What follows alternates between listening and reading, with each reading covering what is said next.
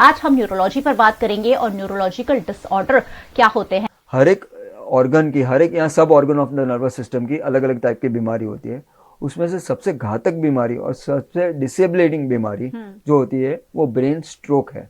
जैसे हार्ट का blood flow बंद होता है या हार्ट की नस को ब्लॉकेज आ जाता है, हम उसे हार्ट अटैक बोलते हैं। वैसे ही आम आदमी की भाषा में जब ब्रेन की नस बंद होती है तो उसे हम ब्रेन स्ट्रोक बोलते हैं। स्ट्रोक के जो लक्षण होते हैं वो पैरालिसिस, हाथ पैर का लकवा, बोलने में दिक्कत, देखने में दिक्कत, वो अगर हम टाइम से ट्रीट ना करें तो ये परमानेंट हो सकती है। एक गोल्डन पीरियड होता है जो 3 से 4.5 घंटे के अंदर होता है। 21वीं सदी को इंसान को फैसिलिटीज बहुत सारी मिली है, लेकिन फैसिलिटीज के साथ साथ बहुत सारी बीमारियां भी मिली है, क्योंकि हमारी लाइफस्टाइल जो है अब बहुत बदल गई है। पहले काम करने वाली लाइफस्टाइल होती थी, लोग ज्यादा हार्ड वर्किंग हुआ करते थे और हम ज्यादातर सेडेंट्री लाइफस्टाइल फॉलो करते हैं, बैठे रहते हैं और बहुत ज्यादा हमारा हार्ड वर्क नहीं होता है। और ऐसे में बहुत सारी बीमारियां अब हमारे आसपास देखने मिलती है। बहुत सारे लोगों को आप सुनते होंगे कि हार्ट अटैक से लेकर छोटी बड़ी बहुत सारी बीमारियां देखने मिलती हैं। और ऐसे में बीमारियां अब जब हमारे आसपास इतनी ज्यादा देखी जा रही है तो उस पर अवेयरनेस होना बहुत ज्यादा जरूरी है। और वीएनएम आपको पता ही है, पिछले 26 सालों से आपके स्वास्थ्य की, आपके हेल्थ की चिंता करता है और इसलिए एक्सपर्ट डॉक्टर्स हमेशा वीएनएम के जरिए आप तक सीधे रूबरू होते हैं और अलग अलग बीमारियों पर हम आपसे बात करते हैं। नमस्कार, मैं हूं मयूरिका और आप मेरे साथ देख रहे हैं वीएनएम टीवी। आज फिर एक बार एक बीमारी पर बात होगी और जानेंगे कि आखिरकार अगर ऐसी कोई सिचुएशन हमारे साथ पेश आती है तो हम इससे कैसे डील कर सकते हैं। आज हम न्यूरोलॉजिकल इमरजेंसीज पे बात करेंगे और बातचीत के लिए मेरे साथ स्टूडियो में जुड़ गए हैं डॉक्टर मनन मेहता, जो ट्राइकलर हॉस्पिटल के कंसल्टेंट न्यूरोलॉजिस्ट। सर, बहुत बहुत स्वागत है आपका। मौलिका जी नमस्ते, थैंक यू वेरी मच एक बार फिर से मुझे वीएनएम में बुलाने का। मुझे बहुत अच्छा लगता है जब आप मुझे यहाँ पे बुलाते हो, क्योंकि न्यूरोलॉजी एक बहुत ही मेरा पैशनेट सब्जेक्ट है और मैंने बचपन में डिसाइड किया था कि मैं न्यूरोलॉजिस्ट ही बनूंगा। और जब भी उसके बारे में कुछ बात करनी होती है, स्पेशली टू जनरल पीपल, मुझे बहुत अच्छा लगता है जी।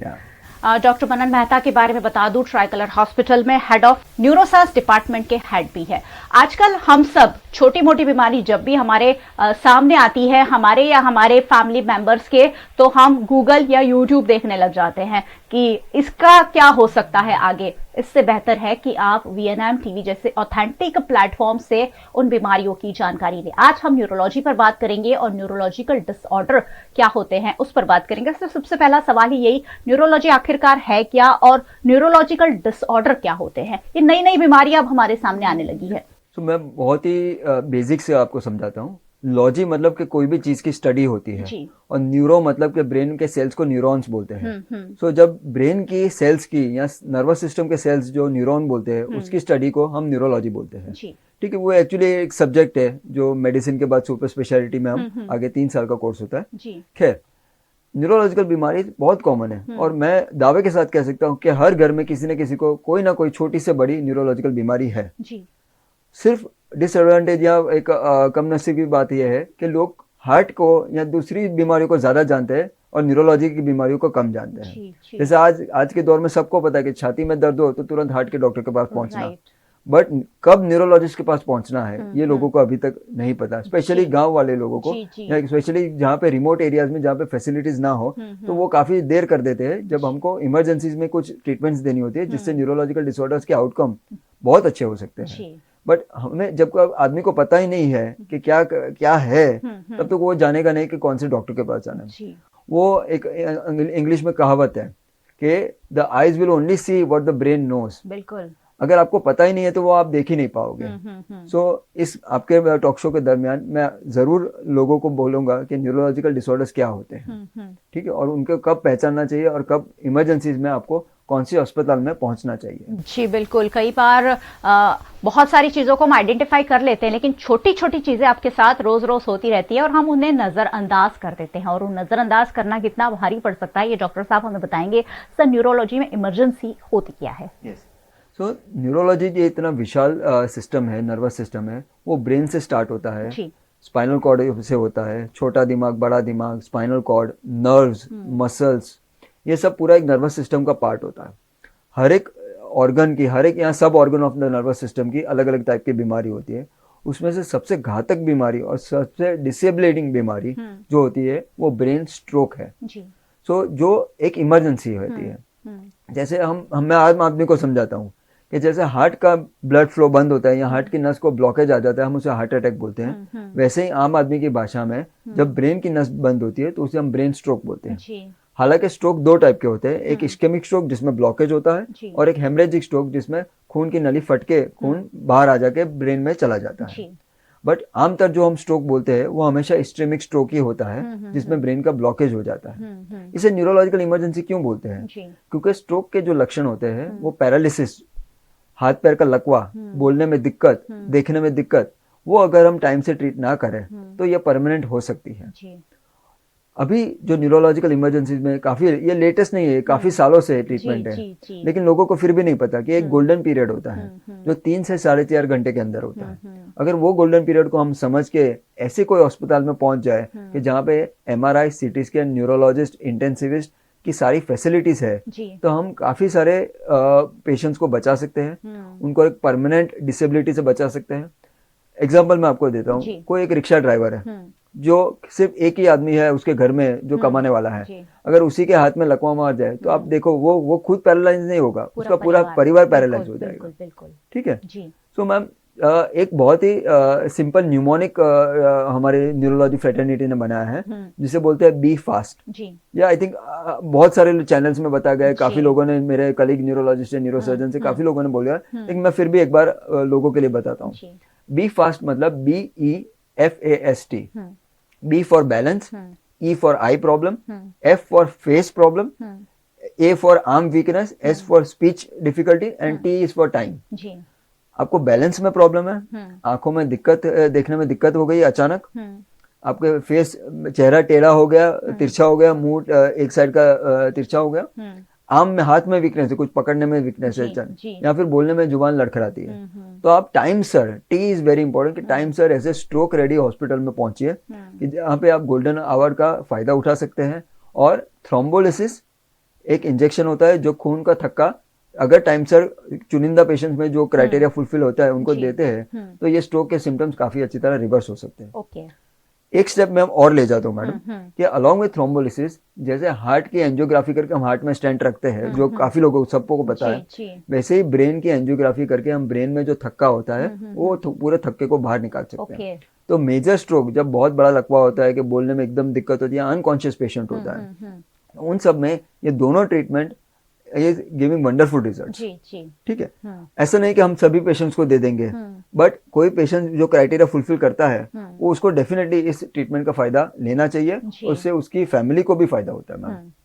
ठीक है जी, बिल्कुल। सो ये जो मैं आपको बोलना चाहता हूँ कि स्ट्रोक जो है वो एक न्यूरोलॉजिकल इमरजेंसी है जिसमें गोल्डन आवर को हमें बहुत अच्छी तरह पहचान के, जो लास्ट इन ऑनसेट है, मतलब कि आप मानो कि 9 बजे ब्रेकफास्ट कर रहे हैं और अचानक 9:05 को आपको एकदम बोलने में दिक्कत आ गई और हाथ से चाय का कप गिर गया, तो that is the time of onset, कि 9:05 को ये आपको हुआ तो आप 4 घंटे के अंदर कोई स्ट्रोक रेडी हॉस्पिटल में पहुंचिए जहाँ पे आपको ये सुविधा मिल सकती है। ठीक है। अगर स्ट्रोक आता है तो बी फास्ट, और हमेशा सुपर स्पेशलिटी हॉस्पिटल जहां इस तरीके की सुविधा हो, अगर आप पहुंच जाएं तो बहुत जल्दी रिकवरी आ सकती है। हो सकता है कि अगर आप इस गोल्डन पीरियड को मिस कर दें तो रिकवरी आएगी, लेकिन उसमें शायद बहुत ज़्यादा वक्त लग सकता है। और इसलिए हम हमेशा कहते हैं कि एक्सपर्ट डॉक्टर के पास और मल्टी स्पेशलिटी जो फैसिलिटीज़ होती है, अगर उस हॉस्पिटल में आप चले जाते हैं तो आपको अलग अलग जगह जाने से जो दिक्कतें आएगी वो नहीं आएगी, और पेशेंट जो है बहुत फास्ट रिकवरी करते हैं। सर, आपने कहा कि ये सारी चीजें अगर आपके साथ पेश आती है तो सबसे पहले मरीज या उनके फैमिली, आसपास के लोग हैं, क्या करना चाहिए उन्हें? जो जैसे ये आम आदमी की भाषा में बहुत सिंपल समझाया गया है कि ये सिम्टम्स जैसे चेहरे का तिरछापन, बोलने में दिक्कत, हाथ में बाजू में वीकनेस या बैलेंस में दिक्कत, तो तुरंत ही हमें 108 को कॉल करना है या जल्दी कोई भी नजदीकी हॉस्पिटल में है। यूजुअली आम आदमी क्या करते हैं कि वो ये गलती कर बैठे हैं कि हाँ बीपी कम हो गया होगा या शुगर कम हो गया होगा, चलो कुछ नींबू पानी साइड में बैठा के करते हैं। सी, ये हम मानवता की भावना से करते ही और करना ही चाहिए, बट ये हम we are missing on important that time window. तो मानो के चलो फर्ज करिए कि कुछ भी ना हो, सिर्फ शुगर घट गया हो, तो कोई डॉक्टर थोड़ी आपको वो थ्रोम्बोलिसिस या ऐसी कोई ट्रीटमेंट देगा, बट आप अप्रोप्रिएट जगह पे पहुंच जाएंगे, वहां पे आपका शुगर चेक करेंगे, आपका ईसीजी चेक करेंगे, आपका बीपी चेक करेंगे, और अगर ऐसा जरूरी नहीं लगता है कि एमआरआई करने की जरूरत नहीं तो नहीं करेंगे जी, बिल्कुल। बट वो लोगों को जो फोबिया है कि नहीं हम हॉस्पिटल में चले जाएंगे तो इतना खर्चा हो जाएगा, या हम यहाँ पे चले जाएंगे तो बड़ा हॉस्पिटल कैसे जाए, लोग क्या करते हैं मैम कि वो अपने सालों के साथ पुराने जो डॉक्टर है उनके जो ऑफकोर्स क्योंकि because they are family doctors, तो उनका सलाह, बट कई बार उनको पहुंचने में दिक्कत होती है कि वहां पे उनको कांटेक्ट करने में दिक्कत होती है, तो हम समझते हैं कि चलो वो डॉक्टर साहब शाम को बैठते हैं, वो उनको दिखाएंगे, फिर बाद में वो जो जैसा बोलेंगे वैसा करेंगे। बट अच्छी बात यह है कि अगर आपने आजकल देखा होगा तो मिस्टर धोनी साहब he is put an video on the social media के स्ट्रोक के अवेयरनेस के लिए, तो ये हमारे लिए अच्छी बात है क्योंकि वो उनके फैन तो पूरे वर्ल्ड में है, तो लोगों को और पता चलेगा कि rather than going here and there आप कोई ऐसी हॉस्पिटल में पहुंच जाइए कि जहाँ पे सारी फैसिलिटीज हो। जरूरी नहीं है कि आपको सारे जो भी 100 पेशेंट आते हैं तो 100 को वही ट्रीटमेंट देंगे, हर एक पेशेंट अलग अलग होता है। तो कई बार क्या होता है जो अभी हम बात कर रहे थे गूगल और सोशल मीडिया और ये सब का, तो लोग बोलते हैं कि ऐसा होता है तो ऐसा ही होता है, लेकिन ऐसा नहीं होता मालूम। हर एक पेशेंट इज इंडिविजुअल, हर एक पेशेंट का कोई कैटेगरी लाइक पेक्युलरिटी होती है, किसी को डायबिटीज है, किसी को हार्ट का प्रॉब्लम है, किसी को। दूसरी बात कि अगर मानो कि स्ट्रोक नहीं है और स्ट्रोक के बदले हेमरेज निकलता है जो और एक ब्रेन हेमरेज और एक न्यूरोलॉजिकल बीमारी है जिसमें ब्लड प्रेशर बढ़ने की वजह से ये खून की नस फटती है, तो उसमें तो कम्प्लीटली डिफरेंट ही ट्रीटमेंट हो जाती है।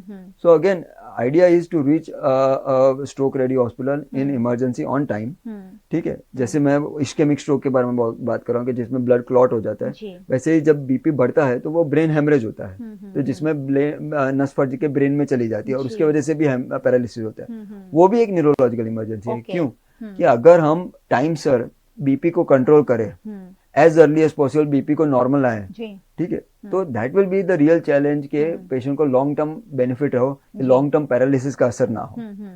कुछ पेशेंट्स में ब्रेन हेमरेज के पेशेंट में सर्जरी की भी जरूरत है, तो वो टाइमली सर्जरी होती है, तो उसमें भी आउटकम आर फैंटास्टिक। लेकिन ये लोगों को समझना चाहिए कि we have to be very alert rather than wasting time. You should identify the stroke symptoms and reach a stroke ready hospital immediately. बिल्कुल। आजकल हम अपने फ़ोन में बहुत सारी चीज़ों को सेव करके रखते हैं कि ये ज़रूरत के वक्त हमें काम आएगी, तो अगर ऐसी चीज़ों के लिए भी अगर हम प्रिपेयर रहते हैं तो आप सोचिए आपके आसपास के लोगों की ज़िंदगी कितनी आसान हो जाएगी। अगर आप सड़क पर चल रहे किसी को ब्रेन स्ट्रोक आया और आप एक नंबर पर कॉल करके फ़ौरन उन्हें उस अस्पताल में पहुंचा देते हैं तो उनकी ज़िंदगी बच सकती है, आपके परिवार की ज़िंदगी, आपके परिजन की ज़िंदगी बच सकती है। और इसलिए इन सारी चीज़ों के लिए सर ने कहा कि स्ट्रोक रेडी हॉस्पिटल, मुझे लग रहा है कि स्ट्रोक रेडी हॉस्पिटल कौन सी हैं वो सारी चीजें सर्च करके हमारे मोबाइल में फिट होनी चाहिए कि हम फटाफट वहां पहुंच सके और हमारे जाने से पहले अगर उन्हें हम इन्फॉर्म कर सके कि इस तरीके की प्रॉब्लम है एंड वी आर रिचिंग, तो शायद बहुत जल्दी हमें उस सारी चीजों की फैसिलिटी मिल सकती है, वो ट्रीटमेंट मिल सकती है। सर ये ट्रीटमेंट कैसी होती है और रिकवरी आने में क्या टाइम लग सकता है? So again it all depends on the individuality. जैसे मैंने बोला कि विंडो पीरियड जो गोल्डन आवर्स होता है जिसे हम विंडो पीरियड भी बोलते हैं, उसमें जो ट्रीटमेंट होती है वो एक इंजेक्शन होता है, वो जैसे नॉर्मल कोई हम इंजेक्शन देते हैं वैसे ही देना होता है, वेन्स में देना होता है, ठीक है। उसे हम थ्रोम्बोलिसिस बोलते हैं, जो खून का थक्का और थोड़ा डिजोल्व करने में हेल्प करता है। दूसरा होता है कि जब मेजर वेसल बंद हो, कि तीन वेसल्स होती है ब्रेन में, जो उसमें से कोई भी मेजर वेसल बंद हो तो उसमें हम कैथ लैब में पेशेंट को ले जाते हैं, वहाँ पे एंजियोग्राफी करके वो खून का थक्का बाहर निकालने की कोशिश करते हैं। Ma'am clear cut scientific data पूरे वर्ल्ड में क्लियर है कि जिनको ये इमरजेंसी सुविधा मिली vis-a-vis जिनको वो सुविधा नहीं मिली, तो at the end of 1 to 3 months जिनको ये सुविधा मिली दे आर इंडिपेंडेंट, कि उनको अपने दिनचर्या के काम करने की दिनचर्या में कोई डिफिकल्टी नहीं होती है, वो खुद का काम खुद से कर सकते हैं। और हमें पता है कि लकवे के पेशेंट्स को अगर ट्रीटमेंट नहीं मिलती है या फिर बड़ा लकवा हो गया उनको डेफिसिट रह जाती है, तो वो खाना पीना नहीं खुद से खा सकते, लेटरिन और पेशाब से खुद से नहीं कर सकते, चलना, नहाना, धोना, कपड़े पहनना, उसमें काफ़ी दिक्कतें आती है। और बिकॉज आपको पता है कि जो कॉस्ट ऑफ लिविंग है, मेडिकल कॉस्ट है, वो सब बढ़ती जाती है, तो उसमें लोग लाइक फिर फिजियोथेरेपिस्ट को रखना, फिर केयर टेकर को रखना, नली के वो एयर बेड लाना, बहुत सारी परेशानी होती है।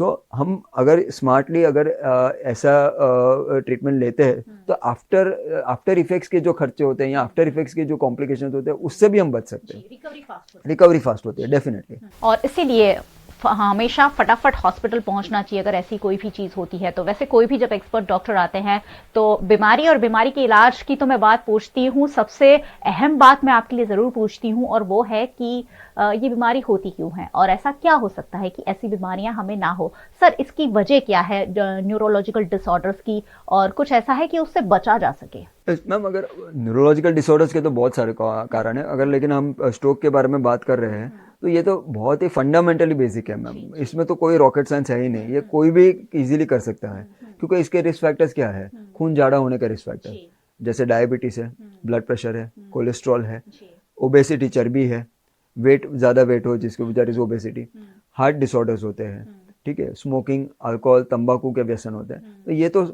100 में से 80 या 90% लोगों को यही कारण निकलते हैं। सो हम जो बोलते हैं there is no rocket science, कोई सीक्रेट इंग्रेडिएंट नहीं है। हम अगर चाहिए 5-7 चीज़ों को ध्यान रखें तो हम क्या स्ट्रोक के हमें 90% बीमारियां नहीं होगी। तो ये रिस्क फैक्टर्स होते हैं मैम। तो लाइफस्टाइल और साथ ही कुछ ऐसी बीमारियां जिससे हम इग्नोर करते हैं, हम सोचते हैं कि डायबिटीज है तो क्या है, ठीक है दवाई ले रहे हैं और काम चल रहा है। तो मैंने ऐसे बहुत सारे लोगों को देखा है जो 300 डायबिटीज में भी बड़े मजे से स्वीट खा लेते हैं और कहते हैं कि ठीक है स्वीट कंट्रोल में है। तो ये सारी चीजें लीड करती हैं अलग बीमारियों से। तो आप अपना काफी लोगों को पूछा होगा बीपी, अरे 180, अरे मेरा 180 रहता है, ये बीपी ये तो नॉर्मल है, मेरा बीपी 180 रहता है, ये तो मेरे लिए नॉर्मल है। मैं हमेशा बोलता हूँ कि स्ट्रोक, हार्ट अटैक या कोई भी इमरजेंसीज या न्यूरोलॉजिकल इमरजेंसी कभी भी बता के नहीं आएगी। दूसरी बात, हम रोज बाइक चलाते हैं तो रोज एक्सीडेंट नहीं होगा, बट हमें रोज हेलमेट पहनना पड़ेगा, ठीक है। सो हमें रोज अपने बीपी को कंट्रोल रखना है, शुगर को कंट्रोल रखना है, एक्सरसाइज करना है, स्ट्रेस कम लेना है, खाने को कंट्रोल रखना है। तो और एक बार क्या, ये जिसके साथ नहीं हुआ ना वो इसकी अहमियत नहीं समझ पाएंगे। तो जिसके साथ हो चुका है, जिसने ये और ये अनगिनत एग्जाम्पल्स है आपके अगर कि हम देख रहे हैं कि 40 साल के आदमी को, डॉक्टर्स को, कोई भी हार्ट अटैक आ जाता है, ब्रेन स्ट्रोक आ जाता है। कितने यंग पेशेंट्स में ये सारे डिसऑर्डर्स देखे गए हैं। So why not be careful और मस्त जिंदगी रहे, हम अपने परिवार के साथ अच्छा टाइम बिताए। बिल्कुल, जब बीमारी आती है तो पेशेंट तो परेशान होते ही हैं, उसके आसपास वाले जो लोग होते हैं वो भी बहुत ज़्यादा परेशान हो जाते हैं। सर ने जैसे कहा कि जब एक व्यक्ति को पैरालिसिस या ऐसा कुछ हो जाता है तो उनकी सारी रूटीन मेंटेन करना बहुत मुश्किल होता है और आजकल हम सबके पास टाइम नहीं है, किसी के पास टाइम नहीं है और ऐसे में बीमारी के लिए भी हम सबको टाइम नहीं होना चाहिए। और बीमारी के लिए टाइम तब नहीं होगा जब हम खुद के लिए टाइम निकालेंगे और खुद थोड़ा सा अपने आप को चुस्त दुरुस्त रखेंगे और ये सारी जो बीमारियां हैं जिसे हम बहुत नॉर्मल लेते हैं उस पर अगर गौर करेंगे तो शायद बहुत सारी चीजों से बच सकेंगे। सर, एक टेक अवे मैसेज अगर हमारे ऑडियंस को हम देना चाहें तो। आई थिंक जैसे मैंने पहले बोला कि there is no success, secret success का formula. It is very boring, क्या रोज एक्सरसाइज करो, अपना डाइट का ध्यान रखो, लेकिन हमेशा बोलते हैं जो बोरिंग चीजें होती है वही लॉन्ग टर्म में रिजल्ट बहुत अच्छे। ये बोरिंग नहीं है, बेसिक है जो हम नहीं फॉलो करते हैं। Yes, not boring but basic. Yes, या पर हाँ, उसके साथ ऐसा नहीं बोलो कि साधु की तरह जीवन जियो, like you can always enjoy life, but then सब कुछ जो लिमिट में होता है वो that is the best thing to way. Balance life बोलते हैं ना हम। बिल्कुल, so balance life is better. हम सबको सब कुछ पता है कि क्या खाना है, क्या नहीं खाना है, क्या अच्छा होता है, क्या नहीं अच्छा होता है, कितने विटामिन लेने हैं, कितना प्रोटीन, सब कुछ पता है, लेकिन हम करते नहीं है। वो भी एक बहुत बड़ी हकीकत है। हमें पता है कि एक्सरसाइज करना बहुत अच्छा होता है, लेकिन हम सिर्फ विंटर्स में ही दौड़ने जाते हैं और उसके बाद हम अपने आप घर बैठ जाते हैं, बोले नहीं ये हमसे नहीं होगा। तो लाइफ जो है वो लाइफ स्टाइल के साथ जुड़ी हुई है और इसीलिए लाइफ स्टाइल को अगर हम बेहतरीन अच्छा रखेंगे तो लाइफ भी अपने आप अच्छी रहेगी। स्ट्रोक की बात तो हम कर ही रहे हैं, और न्यूरोलॉजिकल इमरजेंसीज क्या होती है सर? स्ट्रोक्स के अलावा और कौन से न्यूरोलॉजिकल इमरजेंसी? 3 इमरजेंसीज मुझे लगता है अपार्ट फ्रॉम स्ट्रोक जो has to be addressed immediately. Number 1 is status epilepticus, जिसका मतलब है कि मिर्गी के दौरे जो आना, जिनको मिर्गी की बीमारी होती है पहले से या फिर नहीं पहले से या पहली बार स्टार्ट हुई है, उनको लगातार मिर्गी आना या आधे घंटे के अंदर मिर्गी आते ही रहना और बिल्कुल होश ना आना, उसे हम स्टेटस एपिलेप्टिकस बोलते हैं। और सी एपिलेप्सी मतलब क्या, जो मैं इट्स नॉट एक्चुअली साइंटिफिक, लेकिन मैं लोगों को कैसे समझाता हूँ कि हमारे ब्रेन में विद्युत तरंगें होती है। जैसे आज मैं आपके साथ बात करना चाहता हूँ और मैं नमस्ते बोलता हूँ आपको, तो मेरा एक ब्रेन डिसाइड करता है, वो एक इलेक्ट्रिकल सिग्नल देगा और मेरे हाथ को पावर देगा और बोलेगा नमस्ते करिए। तो ये एक इलेक्ट्रिकल सर्किट है। जबकि इलेक्ट्रिकल सर्किट में शॉर्ट सर्किट होता है तो हम उसे एपिलेप्सी का बोलते हैं। It is not a scientific explanation, but लोगों को समझाने के लिए।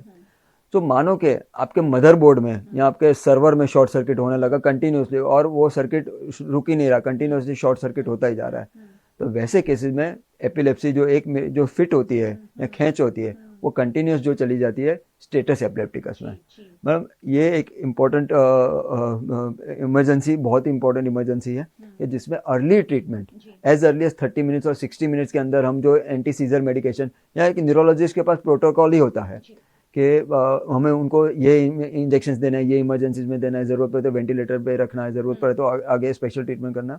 तो ये दिस इज़ वेरी इंपॉर्टेंट, क्योंकि एक बार वो जो इलेक्ट्रिकल डिस्चार्जेस ब्रेन में चालू हो जाते हैं वो ब्रेन में परमानेंट डैमेज कर सकते हैं because of lack of oxygen during that. तो उसमें पेशेंट पैरालाइज हो सकता है, बेडरिडन हो सकता है, वेजिटेटिव स्टेट हो सकता है, या उसका लॉन्ग टर्म आउटकम मेमोरी में डिस्टर्बेंस आते हैं, उसके ऑक्यूपेशन में डिस्टर्बेंसेस आ सकते हैं। दूसरी एक न्यूरोलॉजिकल इमरजेंसी जो हम बोलते हैं वो है सब एरेक्नोइड हेमरेज। इसमें कुछ नहीं होता, सिर्फ सीवियर हेडेक होता है, और उसे हम बोलते हैं फर्स्ट और वर्स्ट हेडेक। मतलब जिंदगी में कभी भी ऐसा हेडेक नहीं हुआ है। ऐसे पेशेंट्स यूजुअली हमें टाइम बताते हैं कि मैं 9:30 तक ठीक थी, 10 बजे तक ठीक थी, मैं चाय पी रहा था और अचानक ही मुझे सीवियर हेडेक हो गया।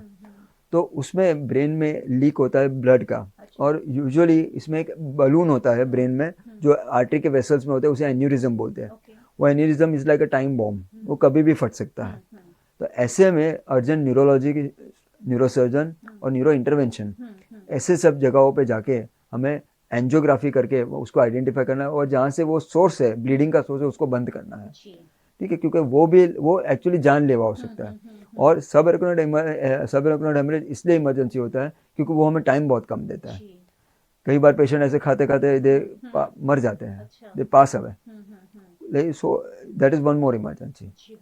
और लास्टली ब्रेन का बुखार, मेनिंजाइटिस, जिसमें सर दर्द होता है, बुखार आता है और खींच आती है और भान डाउन होता है, मतलब होश डाउन होता है, बेहोश होता है आदमी। तो ब्रेन का इन्फेक्शन को मेनिंजाइटिस बोलते हैं। ठीक है, उसमें बैक्टीरियल मेनिंजाइटिस होता है, टीबी मेनिंजाइटिस होता है, या वायरल मेनिंजाइटिस होता है। तो वो भी जैसे मैंने बताया कि वो भी अप्रोप्रिएट स्पेशलिटी के वहाँ पे एडमिट होके वहाँ पे उसके MRI, कमर में से पानी निकालने का टेस्ट, और उसके बाद डायग्नोसिस और उसके बाद ट्रीटमेंट। तो ये 3-4 इमरजेंसीज जो होती है वो you should not waste time, you should identify the symptoms. ज़्यादातर लोग आ ही जाते हैं, बट जो गोल्डन पीरियड है या जो टाइमली ट्रीटमेंट देना है स्टेटस एपिलेप्टिकस में, सब एरेक्नोइड हेमरेज में, that should not be missed। बिल्कुल। आप सोचिए, सर दुखता है या बुखार आता है, हम सोचते हैं कि चले दवाई ले लेते हैं, फिर हम सो जाते हैं, सुबह हो जाती है, रात हम निकाल देते हैं, चलो सुबह डॉक्टर के पास जाएंगे, लेकिन आपके लिए जानलेवा साबित हो सकता है। और इसलिए ये सारी जानकारियां आपके लिए जानना बेहद जरूरी है। हम कंसल्टेंट न्यूरोलॉजिस्ट डॉक्टर मनन मेहता से बातचीत कर रहे थे। सर, बहुत बहुत शुक्रिया हमारे साथ बातचीत के लिए। Thank you so much. और बहुत बहुत शुक्रिया आप सभी व्यूअर्स का हमारे साथ जुड़ने के लिए। वैसे क्यों नहीं जुड़ना चाहिए, आपको इतनी ऑथेंटिक एक एक्सपर्ट डॉक्टर से जानकारी मिल रही है जो आपके लिए तो बहुत ज्यादा इंपॉर्टेंट है ही, आपके आसपास रहने वाले फ्रेंड्स, रिलेटिव्स, सबके लिए बहुत इंपॉर्टेंट है। और इसलिए मैं कहती हूँ कि VNM टीवी को हमेशा देखते रहिए। यूट्यूब चैनल पर देख रहे हैं तो सब्सक्राइब जरूर कीजिए चैनल पर, अगर पहली बार आए हैं तो, और बेल आइकन प्रेस करके जाइएगा ताकि VNM का हर अपडेट आप तक सबसे पहले पहुंच सके। आप हमें फेसबुक पर देख रहे हैं, शेयर जरूर कीजिए। ये जो बीमारी है कहकर नहीं आएगी, आपके आसपास वाले किसी के भी कि कोई भी इस बीमारी से रूबरू हो सकता है। आप हमें OTT प्लेटफॉर्म्स पर देख रहे हैं, डेली हंट, वोडाफोन टीवी, जियो टीवी और जियो टीवी फाइबर 498 नंबर के चैनल पर VNM टीवी को 24 घंटे लगातार देखा जा सकता है। देखते रहिए VNM, जुड़े रहिए VNM के साथ। नमस्कार।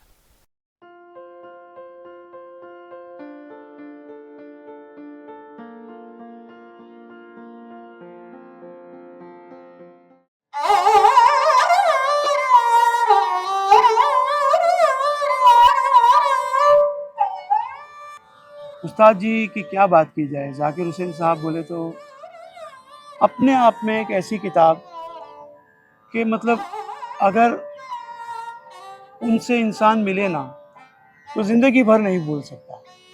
ये जो बड़ौदा नगरी है ना, बड़ौदा नगरी से जाकिर भाई का बड़ा पुराना रिश्ता है। आप जाकिर हुसैन का प्रोग्राम करना चाहते हैं? मैंने कहा जी। बोले लेकिन आपको पैलेस नहीं मिलेगा।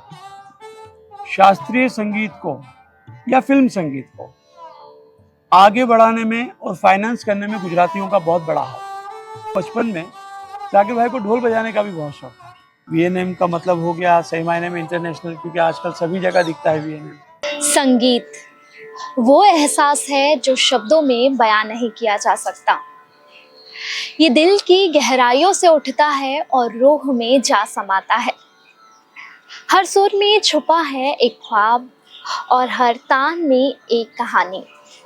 संगीत में ढूंढो खुद को, क्योंकि वो हर दर्द को बना देता है पानी। नमस्कार, मैं सुहाली जैन और आप देख रहे हैं VNM टीवी। रागों के ताल और लय के साथ तबले पर कभी थिरकती, कभी तैरती तो कभी उड़ती उस्ताद जाकिर हुसैन जी की उंगलियों में मानो जादू था। जैसे ही उनकी उंगलियां तबले से रूबरू होती और जो लय उठती थी, मानो वो हमारे दिल की धड़कनों के साथ एक खेल सा खेल रही है। मौशिकी की दुनिया में जिनके तबले की थाप एक अलहदा पहचान बनाती थी, वो उस्ताद जाकिर हुसैन जी आज हमारे साथ नहीं हैं, लेकिन उनके साथ हैं उनकी एक प्यारी सी यादें, जो आज हम आपके साथ यानी VNM टीवी आपके साथ साझा करने जा रहा है। और ये एपिसोड बहुत ख़ास है क्योंकि आज हम जिनके साथ उन्हें ट्रिब्यूट देने वाले हैं वो एक बहुत ही बड़ी जानी मानी शख्सियत है, जिन्होंने अपना नाम देश ही नहीं विदेश में भी काफ़ी रोशन किया है और हमारे भारतीय संस्कृति को एक अलग पहचान दी है।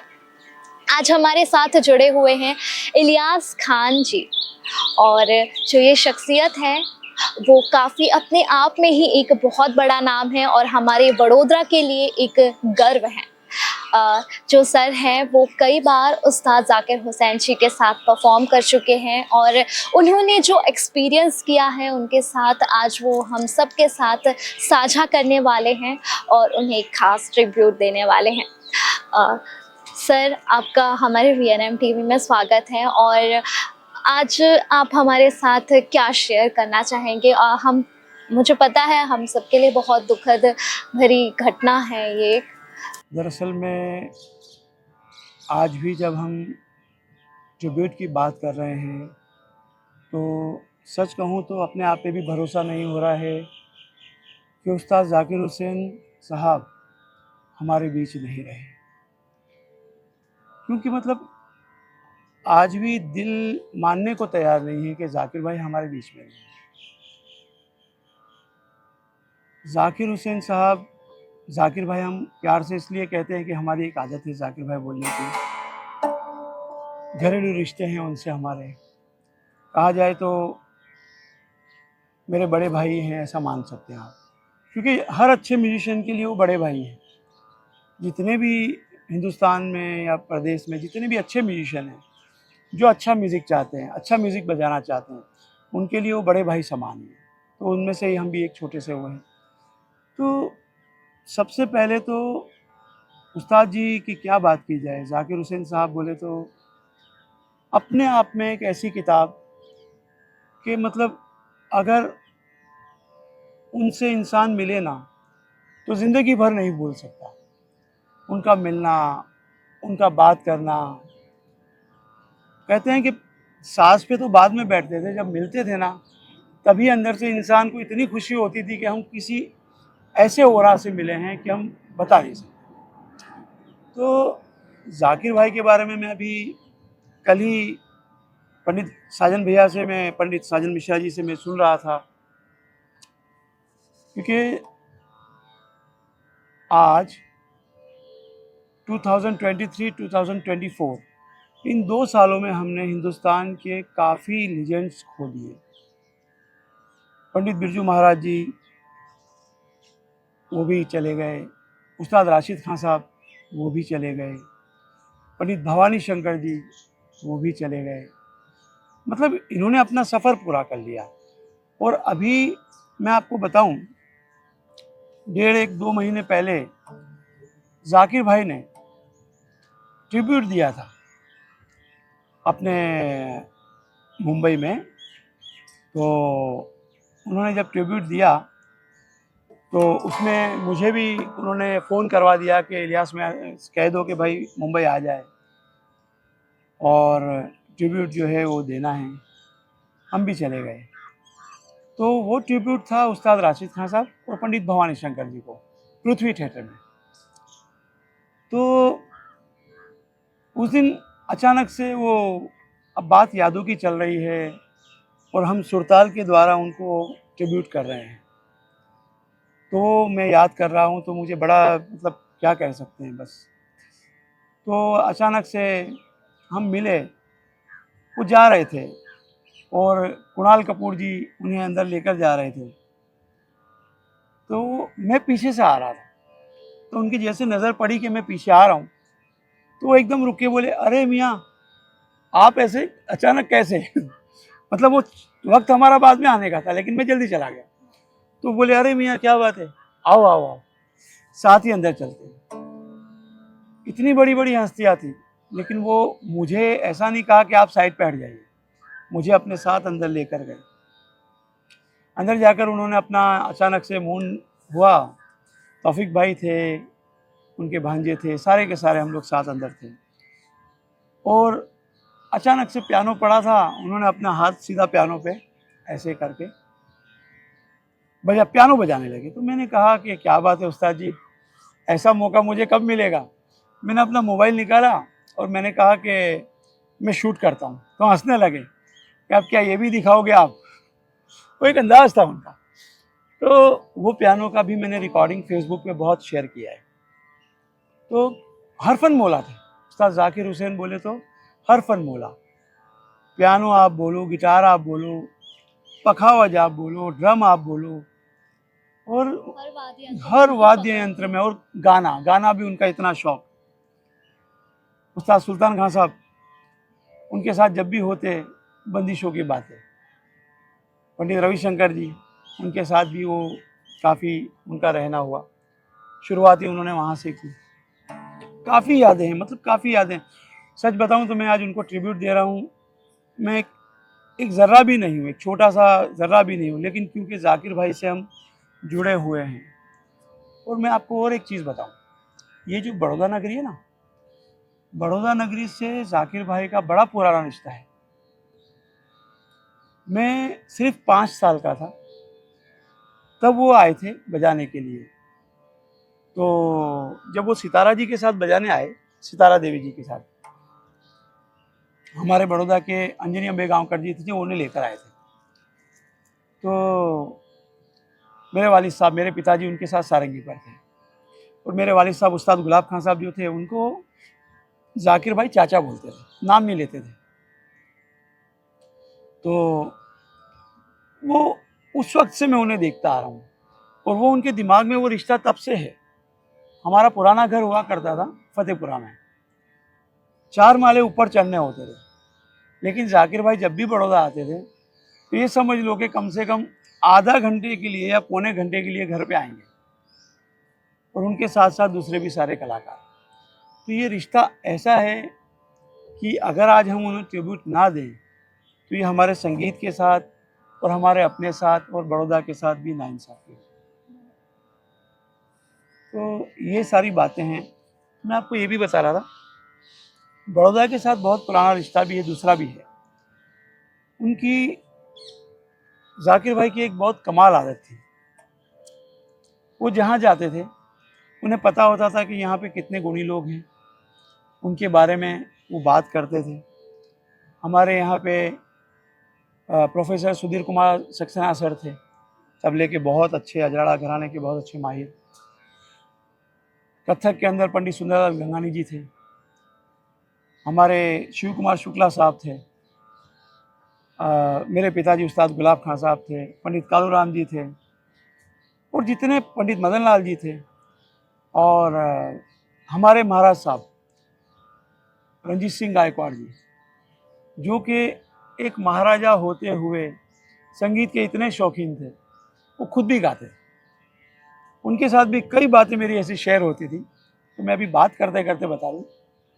एक दिन मैंने महाराज साहब से कहा कि महाराज साहब जाकिर भाई का प्रोग्राम करते हैं।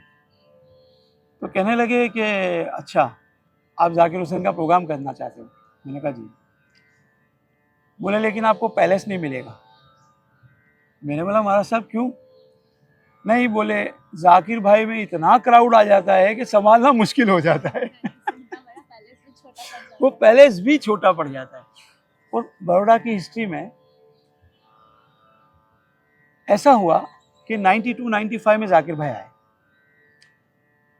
तो उस्ताद अल्लाह खान साहब अब्बा जी, जाकिर भाई, उस्ताद सुल्तान खान साहब और उस्ताद जाकिर हुसैन, इतना पब्लिक हो गया कि उनके जो अंदर के जो गेट थे, दरवाजे, उनके जो कांच होते हैं वो टूटे। ये बड़ौदा की हिस्ट्री है कि 2 बार ही ऐसा हुआ है। एक गुलाम अली साहब आए थे 92 में, उस वक्त भी ऐसा हुआ था। 90s में आए थे, 91 में ITC कॉन्सर्ट, और जाकिर हुसैन साहब। तो महाराज साहब कहते थे कि इन लोगों का आप मत बोला करो, क्योंकि क्राउड इतना हो जाता है कि संभालना मुश्किल है। तो खैर जाकिर भाई की काफ़ी यादें हैं ये, और मैं बजाकर भी ट्रिब्यूट दूंगा, उसके बाद कुछ और मैं आपको इस बारे में बताऊंगा। तो हम इस लायक तो नहीं है कि ट्रिब्यूट दें, लेकिन कलाकार होने के नाते हमारा फ़र्ज़ है। तो ये मैं सबसे पहले राग चारूकेशी बजाकर उस्ताद जी को मैं ट्रिब्यूट कर रहा हूँ, और मैं ऊपर वाले से दुआ करता हूँ कि उस्ताद जाकिर हुसैन जो हमारे हिंदुस्तान के रत्न, भारत रत्न, वो सही मायने में रत्न, वो बस हमारी इस हाज़िरी को कबूल फरमा ले।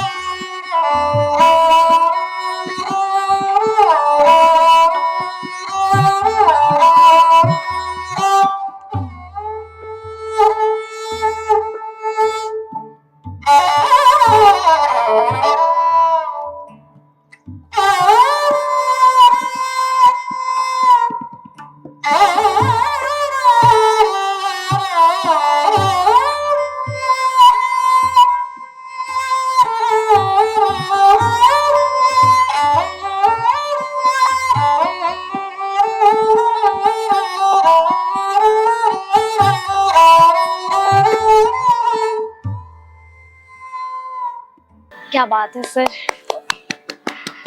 सर आपकी सारंगी की धुन में मैं तो झूम रही थी और मुझे ऐसा लग रहा था ये प्रकृति भी आपकी सारंगी की धुन में मानो लहरा रही हो।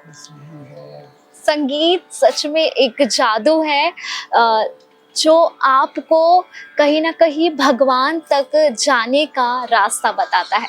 संगीत एक थेरेपी भी है और संगीत में इतनी ताकत है कि आप खुद ध्यान लगा के उसकी सुन के जो लय सुर होते हैं उनको सुन के आप किसी भी परिस्थिति में हो, हर परिस्थिति से निकलने का रास्ता आपको मिलता है। और सर आपका जो वाद्य यंत्र है सारंगी, उसे घुमक्कड़ों का वाद्य यंत्र कहा जाता था प्राचीन काल में, तो इसकी हिस्ट्री कैसी है? क्या सच में ऐसा था? दरअसल में जो सारंगी है ना, इसे पहले रावण हत्या कहा जाता था। और मतलब क्या है, देखिए हर चीज़ है ना वक्त के साथ चेंज होती है, तो ये एक बात है।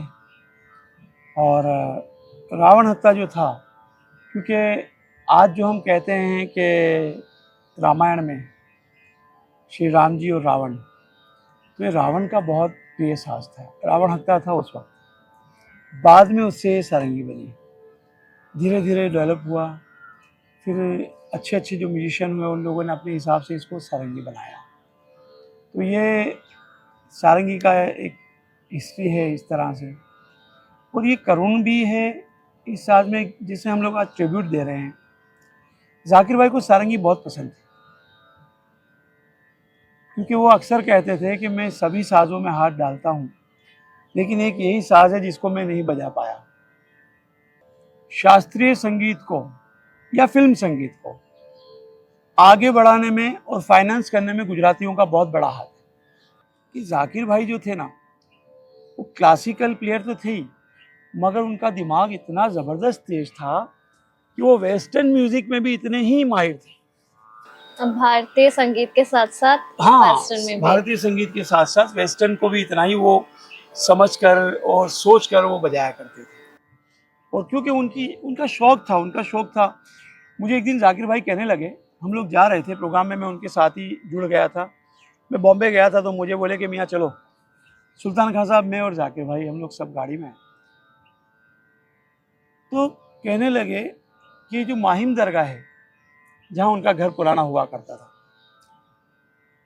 कि यहाँ पे मैंने बहुत हाजिरी बजाई है। जब वो बचपन में, जाकिर भाई को ढोल बजाने का भी बहुत शौक था। और ये बातें मैं वो कर रहा हूँ जो उनके मुंह से मैंने सुनी और उन लोगों के पास रह के मैंने सुनी। और ये बातें शायद ही किसी को पता हो। बहुत मुश्किल है, क्योंकि क्या होता है ना, देखिए कलाकार जो होते हैं ना, वो कलाकारों में बैठना पसंद करते हैं। अब जब कलाकार कलाकारों में बैठेंगे तो दो बात सीखेंगे। जैसे मेरा बचपन से शौक रहा कि मैं हमेशा से कलाकारों में बैठता हूँ और कलाकारों से कुछ सीखता हूँ। जैसे कि मैंने बताया, जाकिर भाई को रागदारी भी इतनी पता थी। मैंने कुछ दिनों पहले ही अभी कॉलेज में ये बात शेयर की कि जो बायां होता है, तबले का बायां, तो मैं बात करते करते मैं चाहूँगा कि, क्योंकि ये सुरताल के द्वारा हम लोग ट्रिब्यूट कर रहे हैं, मैं चाहूँगा कि पंजाब घराने के जो कोई कायदे, आप कोई अच्छा सा जो आपको अच्छा लगे, जिसे जाकिर भाई ने पूरी दुनिया में, वैसे तो सारे ही कायदे उन्होंने फेमस किए हैं, लेकिन जो ज़्यादा से ज़्यादा यंगस्टर्स सुनकर उसे आकर्षित हुए हों, और वो मुश्किल भी हो लेकिन ऐसा आसान लगे, आप बजाकर आप दिखाएं, तो एक तालांजलि भी ज़रूरी है सुर के साथ में।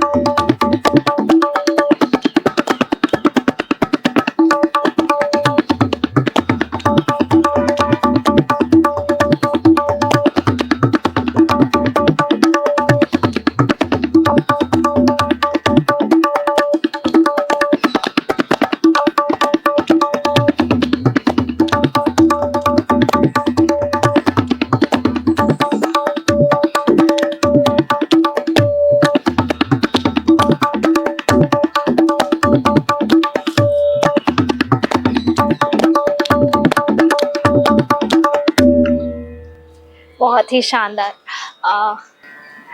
आपने ये जो तबले पर शानदार प्रस्तुति देखी और जो जुगलबंदी इलियास सर के साथ कर रहे हैं वो हर्षित गामिती जी हैं और ये MSU से अभी प्रशिक्षण ले रहे हैं और बहुत ही अच्छा तबला बजाते हैं और साथ ही जो इनका इंटरेस्ट है वो भी काफ़ी इसी ओर है और वो इलियास सर का बहुत ही अच्छे से जुगलबंदी में साथ दे रहे हैं।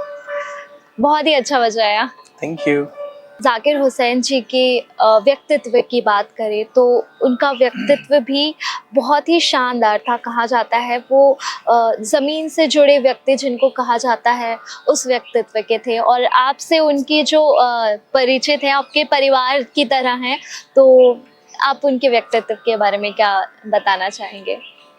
तो जाकिर हुसैन साहब के व्यक्तित्व के बारे में मैं आपको सच कहूँ, इतने डाउन टू अर्थ, और जैसे मैं आपको बताऊं सुहाली कि अगर आप ज़िंदगी में एक बार अगर जाकिर भाई से मिल लिए होते तो जब आप दोबारा उनसे मिलते तो वो 100 लोगों के बीच में से भी आपका नाम लेके आपको बुलाएंगे, अरे सुहाली जी कैसे हैं आप, कहाँ हो आजकल। उनकी ये मेमोरी इतनी ज़बरदस्त थी कि क्योंकि मैं बचपन से उन्हें देखता आया हूँ और मुझे शर्म आती थी कि मैं इतना छोटा हूँ, मुझे इलियास मियाँ, मैं कहता जाकिर आप मसा, अरे नहीं मैं जो आपसे कह रहा हूँ वो आप सुनो। तो कहने का मतलब उनका व्यक्तित्व जो है इतना अच्छा। मैं बताऊँ एक चीज़, वो इतने ही हंसमुख भी थे, सीरियसनेस भी थी तो हंसमुख भी थे। हंसमुख ऐसे थे, अहमदाबाद सप्तक में प्रोग्राम था तो हमारे यहाँ से कुछ लोगों ने मुझे बोला कि यार हमें जाकिर हुसैन से मिलना है, चलो हमें भी ले चलो। तो खैर हम लोग सब साथ चले गए।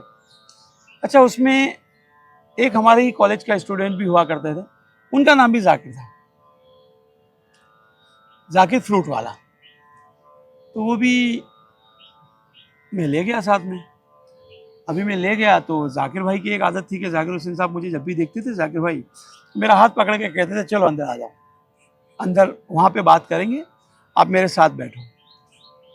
तो आए, आके सुल्तान खान साहब से गले मिले और सब बातचीत की और मुझे देखे बोले कि अरे आप आ गए, लो आओ चलो उधर बैठेंगे अंदर ग्रीन रूम में, आप आओ, हम लोग साजवाज मिलाते हैं, खान साहब बाद में आ रहे हैं। तो मेरे साथ वो बंदा भी आ गया। तो उन्होंने यूँ करके देखा और देखकर बोले कि इलियास मियाँ ये कौन, क्योंकि उसके बाल वगैरह हमारे जैसे ही थे, कलाकारी बाल। अच्छा सर, ये जो आपके मैं मैं पूछना चाहती थी, ऐसा ये कलाकारों का स्टाइल होता है?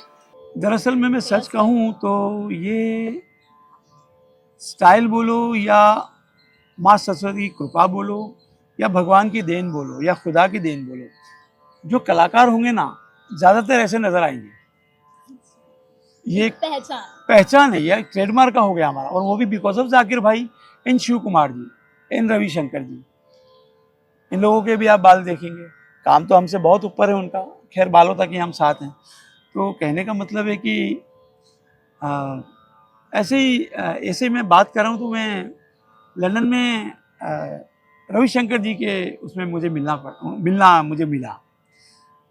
तो मैं विक्रम घोष के साथ बजा रहा था, तो रवि जी के साथ मेरी पहली मुलाकात थी, रविशंकर जी के साथ, क्योंकि जाकिर भाई की बात हो रही है और रविशंकर जी और जाकिर भाई इंडियन म्यूज़िक के एम्बेसडर रहे, इसलिए।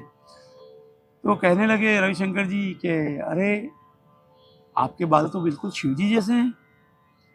तो मैंने कहा जी बस सिर्फ बाल तक ही है, बाकी तो अल्लाह जाने क्या है।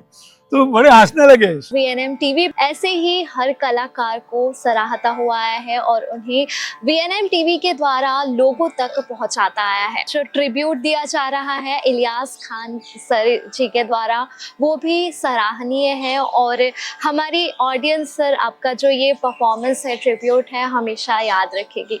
और सर आज हमें इतना खूबसूरत परफॉर्मेंस देने के लिए, हमारे साथ जुड़ने के लिए आपका धन्यवाद। और आपका भी धन्यवाद, जो आपने जुगलबंदी की है वो बहुत ही काबिले तारीफ है। जी दरअसल में VNM जो है, ये VNM TV का इतना बड़ा योगदान है बड़ौदा नगरी के लिए अभी तो वीएनएम का मतलब हो गया सही मायने में इंटरनेशनल, क्योंकि आजकल सभी जगह दिखता है वीएनएम। और आप लोग भी इतनी मेहनत कर रहे हैं। हमारे व्यास साहब थे, तब से उन्होंने वो शुरू किया, हमारे नफीस खान साहब हैं। तो कलाकारों के लिए तो वीएनएम हमेशा से आगे रहा है। कभी भी कलाकारों को ज़रूरत पड़ी तो वीएनएम हमेशा से आगे रहा है। वीएनएम टीवी का बड़ौदा नगरी के लिए बहुत बड़ा योगदान है। मैं थैंक यू ही करता हूँ वीएनएम को भी कि इस ट्रिब्यूट के अंदर हमें भी सहभागी बनाया। और प्रोग्राम के अंत में मैं एक भैरवी बजाकर और अपना ये ट्रिब्यूट पूरा करूँगा।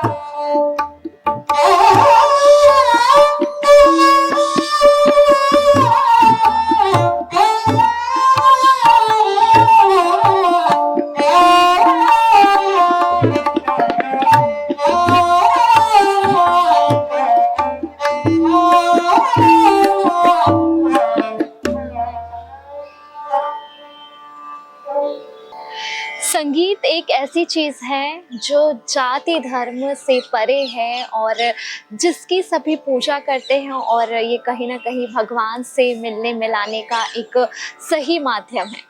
सर, ये ट्रिब्यूट का आज अंतिम पड़ाव था, आप क्या कहना चाहेंगे? जी, जिस तरह से हमने सुरताल के साथ ये हमारा ट्रिब्यूट उस्ताद जाकिर हुसैन साहब को दिया, पद्म विभूषण उस्ताद जाकिर हुसैन साहब, हमारे सभी कलाकारों की एक दिली इच्छा है, पूरे हिंदुस्तान के कलाकारों की, बल्कि मैं तो कहता हूँ कि और भी देश के जो जितने कलाकार हैं उनकी भी ये इच्छा है कि हमारे उस्ताद जाकिर हुसैन साहब को भारत रत्न दिया जाए, क्योंकि सही मायने में जाकिर भाई जो थे वो भारत के रत्न थे। और अब क्योंकि वो ये दुनिया फ़ानी छोड़ के जा चुके हैं, तो हमारी सभी म्यूजिशियनों की, सभी कलाकारों की, हमारे प्रधानमंत्री जी, हमारे गृह मंत्री जी और जो भी संगीत के चाहने वाले सभी से ये एक रिक्वेस्ट है कि इस बात पे ध्यान दिया जाए और उस्ताद जाकिर हुसैन को जितना जल्दी हो सके भारत रत्न दिया जाए, क्योंकि सच्ची श्रद्धा अगर उन्हें भारत रत्न अब मिलेगा तो कहीं ना कहीं उन्होंने जो इतना बड़ा योगदान दिया है, हमारे हिंदुस्तान को पूरी दुनिया में ले गए हैं, तो वो उनकी भी एक यात्रा सफल होगी। तो बस यही एक रिक्वेस्ट है, हाथ जोड़ के रिक्वेस्ट है सभी लोगों से, हम सभी कलाकारों की ओर से, कि उस्ताद जाकिर हुसैन साहब को भारत रत्न दिया जाए।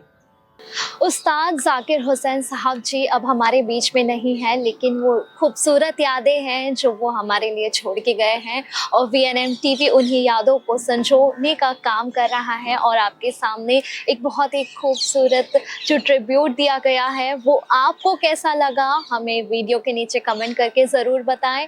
और जैसे इलियास खान सर ने भारत रत्न देने की बात कही है उन्हें, उस पर आपके क्या विचार हैं वो भी हमें कमेंट करके बताएं। और इस वीडियो को, इस ट्रिब्यूट को ज़्यादा से ज़्यादा लोगों तक शेयर करें, जिससे हमारी ये मांग है और बात है वो हमारे देश के माननीय प्रधानमंत्री तक पहुंचे।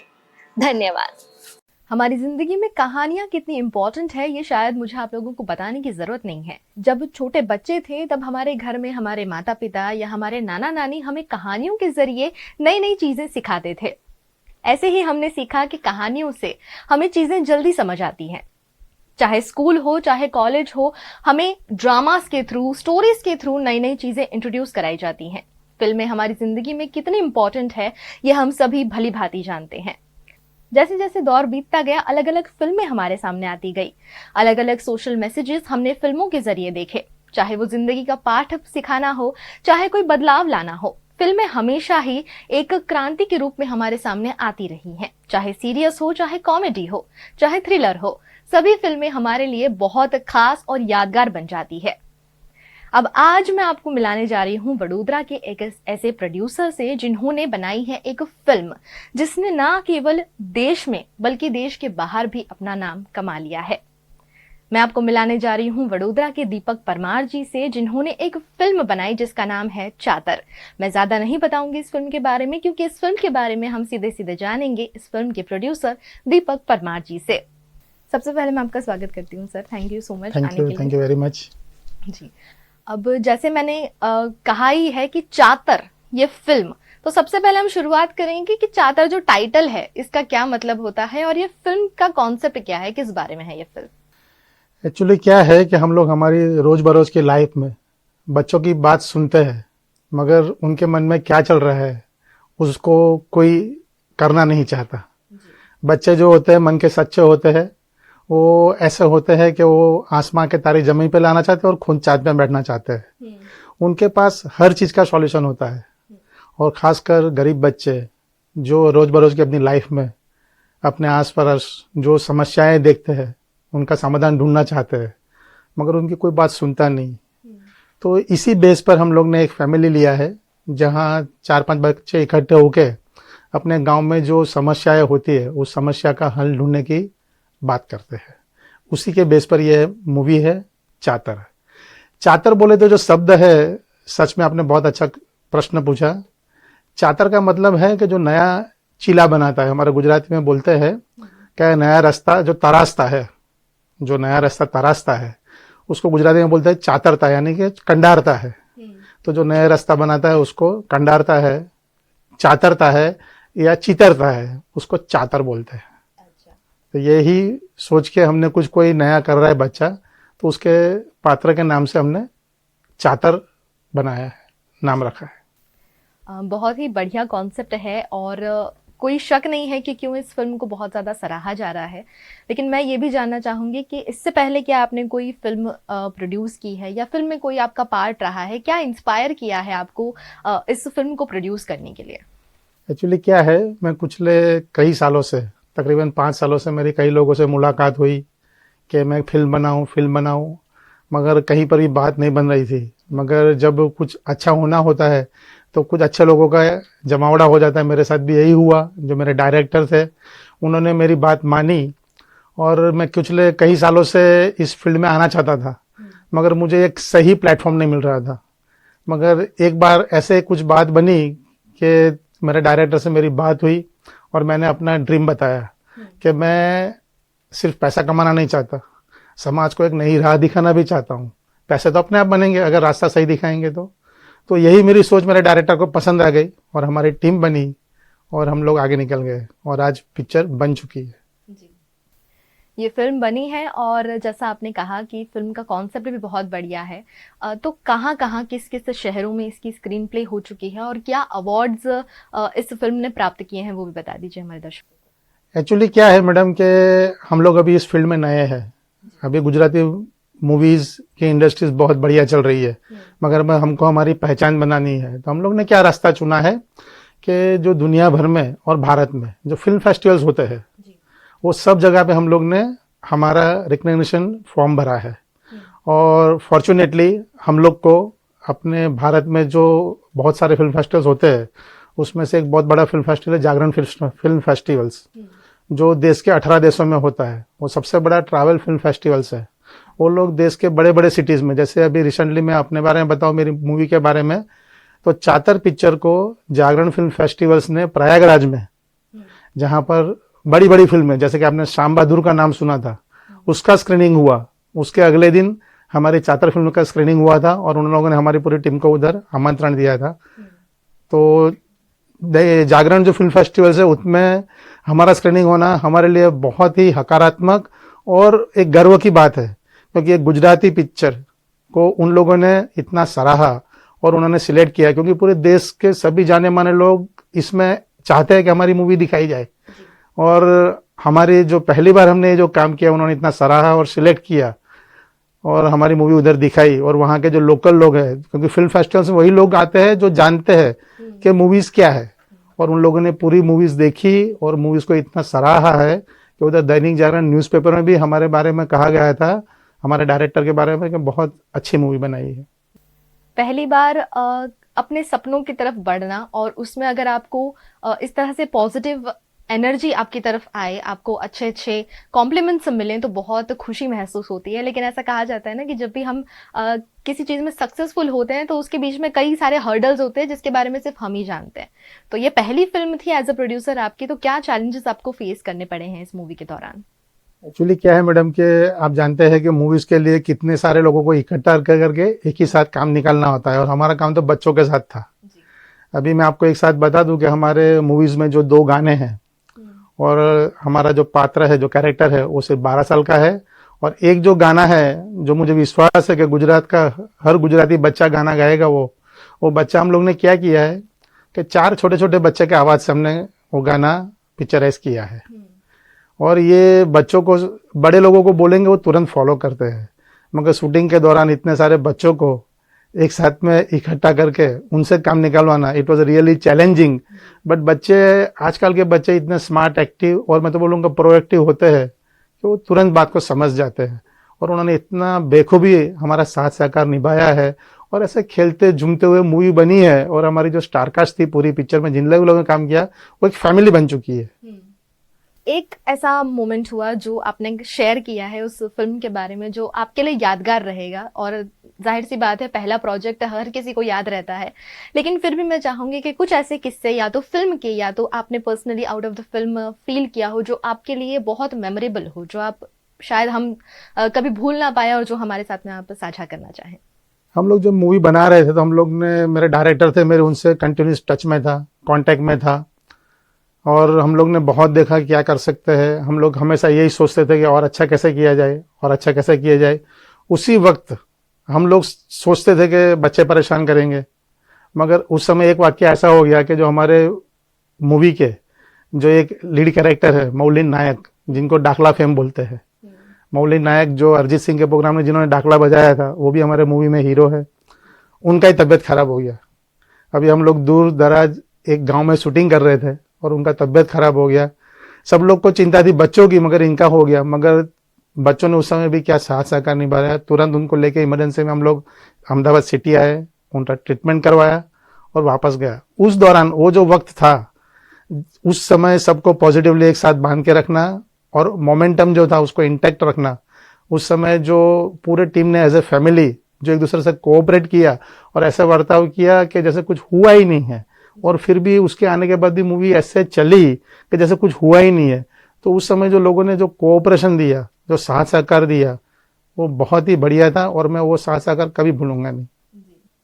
अच्छी सोच के साथ जब हम कोई काम शुरू करते हैं तो उसमें अच्छे लोग और अच्छा वक्त, सब कुछ हमारे साथ अच्छा होता चला जाता है, जैसे आपके साथ हुआ। इस चर्चा का अंत में इस तरह से करना चाहूंगी कि अब अगली बार आपका कौन सा प्रोजेक्ट हमारे सामने आएगा? कोई ऐसा प्रोजेक्ट जो आपके दिमाग में हो कि अब इसके साथ मुझे लोगों के सामने आना है? देखिए, बात ऐसी है कि जब भी हम कुछ दूसरा करना चाहते हैं तो हम लोग पहले जो किया है उसमें से कुछ चीज ऐसी पकड़ते हैं जो हमें प्रेरणा देती है, मोटिवेट करती है कि मैं ऐसे ही कुछ दूसरा काम भी करूं, कुछ आगे बढ़ूं। मेरा ये जो मूवी पहला है उसमें एक सीन ऐसा है, क्योंकि मैं उसकी बात जरूर करना चाहूंगा, क्योंकि मेरे पिक्चर में एक सीन ऐसा है जो मुझे इतना मोटिवेट कर रहा है कि ये सभी लोग जब कोई नया काम चालू करता है यही चाहते हैं कि पहला आखिरी होगा, मगर मुझे वो सीन ने मुझे प्रेरणा दी है कि मैं दूसरा प्रोजेक्ट करूंगा। और मैं आपको बता दूं कि ऑलरेडी मेरा दूसरा प्रोजेक्ट चालू हो चुका है, उसका कास्टिंग चल रहा है। हाँ, और हम लोग ने पूरा तकरीबन 70% कास्टिंग हो चुकी है, और उस स्टोरी राइटिंग भी चालू है। स्टोरी भी 90% कंप्लीट हो चुकी है, सिर्फ फिनिशिंग बाकी है। बहुत बहुत शुभकामनाएं आपको आपके अगले प्रोजेक्ट के लिए। और अंत में अगर आप हमारे दर्शकों को कुछ कहना चाहें तो क्या मैसेज देना चाहेंगे? First of all thank you VNM कि हमको ये अपॉर्चुनिटी दिया कि हम अपनी बात आपके सामने रख सके। और मूवी आजकल गुजराती फिल्म इंडस्ट्री बहुत बढ़िया चल रही है, मगर फिर भी एक मोनोटोनस हो गया है। तो हम लोग ये बच्चों की बात को लेके आए हैं, जो गुजराती में बहुत कम बार हुआ है कि गुजराती मूवी में कोई बच्चों क्या चाहते हैं, कि बच्चों की क्या सोच है, उसके सब्जेक्ट को टच करते हैं। सोचो गांव में जो छोटे बच्चे बैठे हैं, सभी लोग, मैं आपको एक चीज बोलूंगा कि दशहरा के ऊपर सभी लोग रावण को जलाते हैं, मगर गांव के बच्चों ने मैसेज दिया है कि अपने अंदर की बुराई को जलाओ। ये हमारे मूवी का मेन सीन है जो मेरा बहुत ही प्यारा है, और मैं आप सब लोग को रिक्वेस्ट करूंगा एक बार आप जाके देखिए तो आप भी फैन हो जाएंगे। बिल्कुल, जो भी फिल्मों की सही परख रखता है, जो फिल्में देखना बहुत पसंद करता है और खास तौर पर अच्छी कहानियां देखना पसंद करता है, वो सभी दर्शक जरूर आपकी फिल्म को देखेंगे, सराहेंगे। और क्योंकि हम कहते हैं कि कलाकार कलाकार होता है, चाहे छोटा हो या बड़ा हो, और हमारे शहर से जब एक कोशिश सामने आ रही है तो ये हमारा भी फर्ज बनता है कि हम भी उन्हें सपोर्ट करें। हम उम्मीद करते हैं कि जो भी दर्शक हमें देख रहे हैं वो सब दीपक जी को सपोर्ट करेंगे। उनकी ये फिल्म जो उन्होंने बनाई है, बहुत प्यार से, बहुत मेहनत से बनाई है, जिससे काफी जगह से सराहा गया है, तो हम भी एक योगदान दें, हम भी इस फिल्म को देखें और इस वीडियो को ज्यादा से ज्यादा लोगों तक शेयर कीजिए, ताकि वडोदरा के जो कलाकार हैं, उभरते कलाकार हैं, उनको एक प्लेटफॉर्म मिल सके। मैं बहुत बहुत शुक्रिया कहना चाहूंगी आपका हमारे वीएनएम टीवी में आने के लिए, हमारे साथ जुड़ने के लिए और आपकी जो किस्से कहानियां थी वो साझा करने के लिए। Thank you Raju madam. मैं भी आपको शुक्रिया अदा करना चाहता हूँ और साथ में वीएनएम का भी। उन्होंने हमें इस अपॉर्चुनिटी दी कि हम अपनी बात पब्लिक के सामने रख सके, खासकर जहां मेरा जन्म हुआ वो सिटी के पब्लिक के सामने रखे। Thank you VNM. फिर लौटेंगे वीएनएम टीवी पर एक और कहानी के साथ, तब तक देखते रहिए वीएनएम टीवी।